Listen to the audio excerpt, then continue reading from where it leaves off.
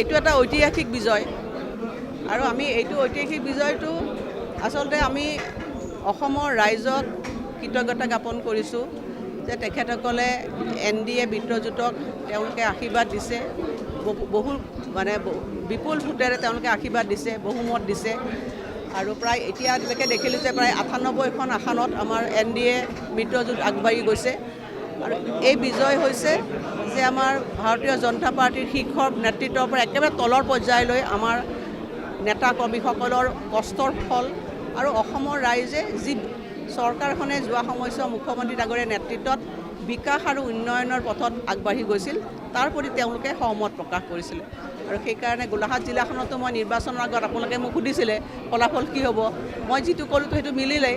মই কৈছিলোঁ সেইখিনি সময়ত 5-0 হ'ব বুলি পেলাই, এইটো সেই পথৰে আজি আগুৱাই গৈছে।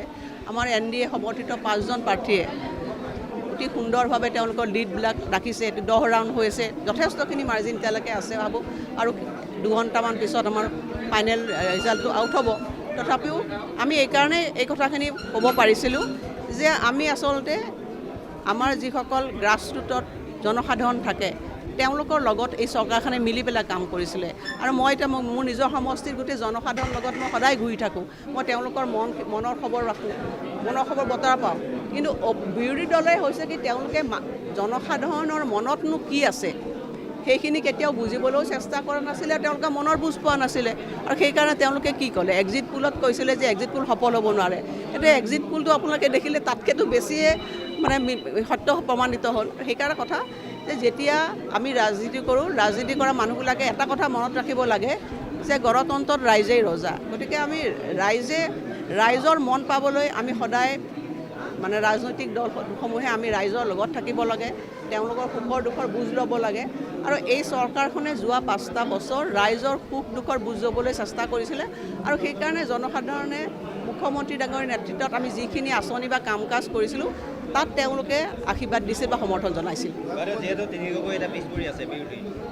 এইটো আমি আগতেই কৈছিলোঁ, আমাৰতো প্ৰত্যেকটো কথা মানে সঁচা প্ৰমাণিত হৈছে। আজি আপোনালোকে চাওক যে এজন নেতা আজি তেখেতে এতিয়ালৈকে প্ৰায় 10,000ৰো বেছি ভোটত মানে তেওঁ ট্ৰেইলিং হৈ আছে।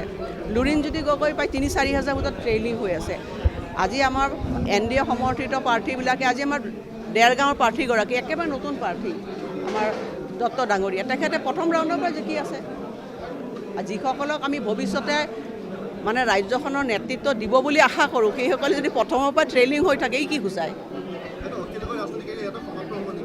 মইতো ক'ব নোৱাৰিম, সেইটো অতুল গগৈক সুধিব। মই গোলাঘাট সমষ্টিৰ ৰাইজক কৃতজ্ঞতা জনাইছোঁ। তেখেতসকলে মোক ইমান মৰম চেনেহ দিছে, আশীৰ্বাদ দিছে, সেইখিনি কথা মই মুখেৰে প্ৰকাশ কৰিব নোৱাৰোঁ। গতিকে এটা কথাই কৈছোঁ, যিমানখিনি মই তেখেতসকলৰ কাৰণে কষ্ট কৰিব লাগে, দিনে নিশাই কাম কৰিব লাগে, সেইখিনি কৰিম বুলি মই প্ৰতিশ্ৰুতি দিছোঁ।